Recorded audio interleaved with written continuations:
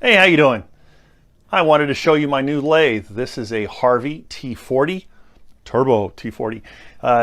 It's imported from Nanjing, China into Montclair, California, right around the corner from us, and by HarveyWoodworking.com. They also run Bridge City tools, if you know about those tools.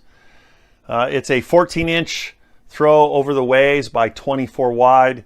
There's an 18-inch extension available, and the head turns for outboard turning, and there's a tool rest that mounts on the left-hand side.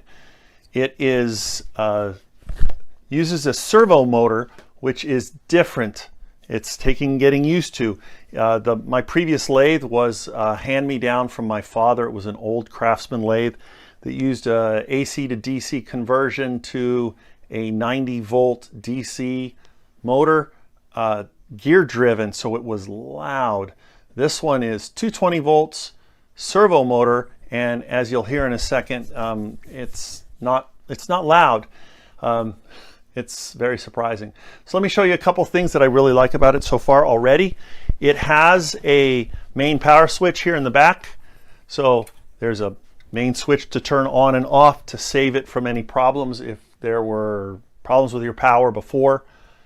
And forward, neutral, and reverse. So we'll put it to forward and I'll turn it on.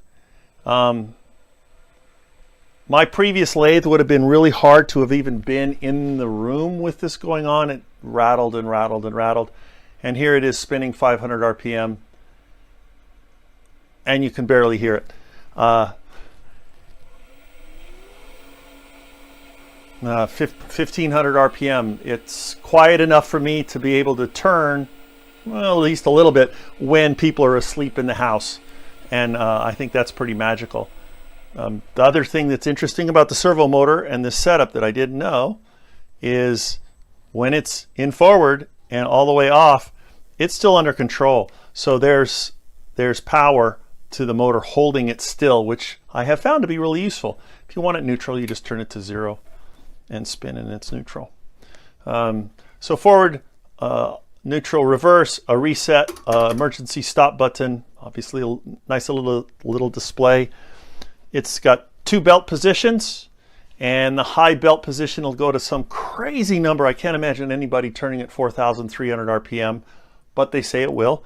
The part I like best is my old lathe turned on at 400 RPM, and this one turns on at 60. So it makes it so much safer. If I put something that's out of balance on it, I can turn it really slow and see how it's going to go and speed it up slowly in increments, whereas the previous lathe, it was on 400 RPM. Oh crud, it's going to shake the bench off. This one isn't going to do that, so pretty great. I'll zoom in here in a second on the rest of the stuff in the drive head.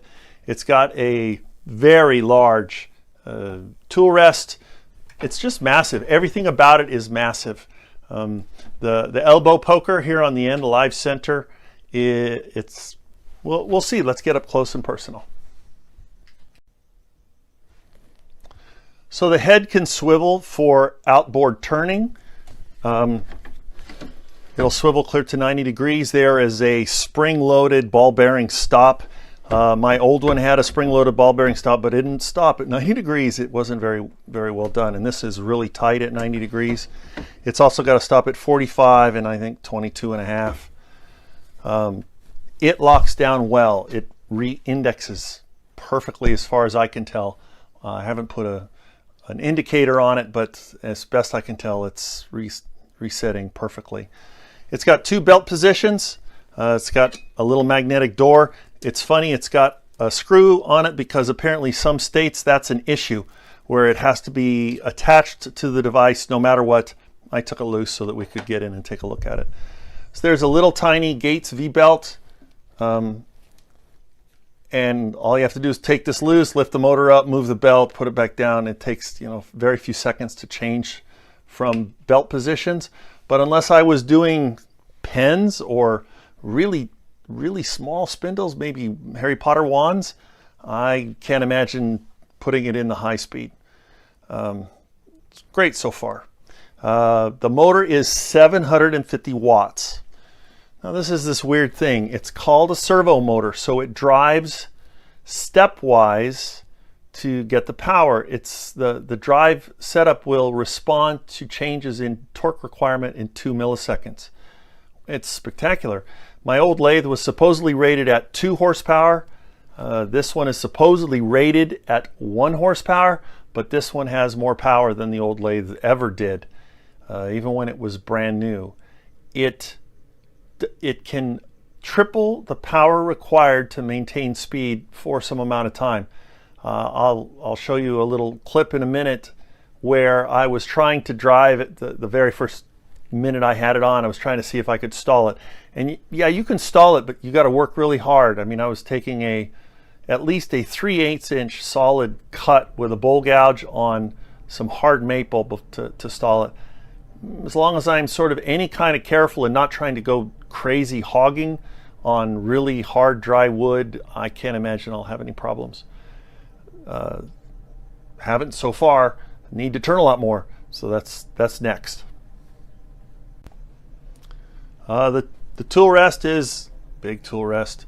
It's a 1-inch shaft tool rest, sort of standard pieces as best I can tell. 1-inch shaft, big. So all the 1-inch accessories will fit in here, no problem. Strong, big, overbuilt.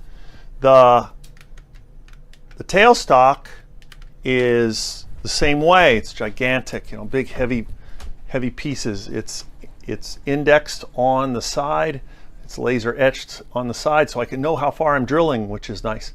The old one, of course, didn't do that. I had to measure before I made a funnel. So the indexing is 24 positions, and in a lot of lathes, the indexing is dainty, as they say. This one, you pop this out, and it's locked in there tight. I'll show you from the inside. This is a beast in here. So you could use that to take chucks off. You also have a hole to be able to put a tool in to counteract the chuck torque, because that's being smart. But at least for small things, even medium things, this is more than sufficient. So here we're inside, and you can see the belt, the Gates V-belt, and those are the holes for the indexing. They go all the way through the pulley. They're big. You'd have a hard time. You'd break the indexing pin, I think, before you would break the indexing wheel. This has 2 bearings in the front and 1 in the back. Like I said, it's big. It's the Gates V-belt. I bought a spare, 13 bucks, because if I have a spare, I'll probably never need it.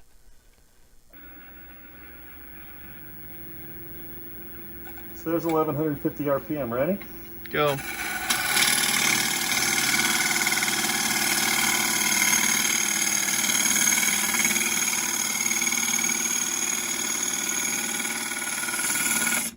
Oh, I stopped it.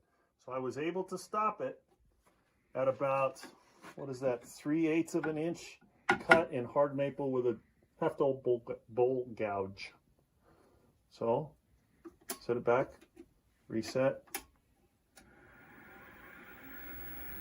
spin it a little tiny bit faster, 1200.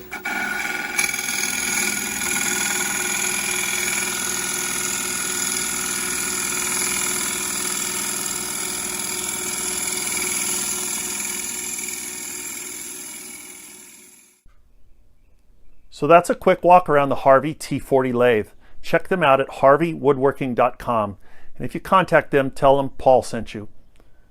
Good luck, safe turning. I hope to be able to share more videos with you soon. Thanks.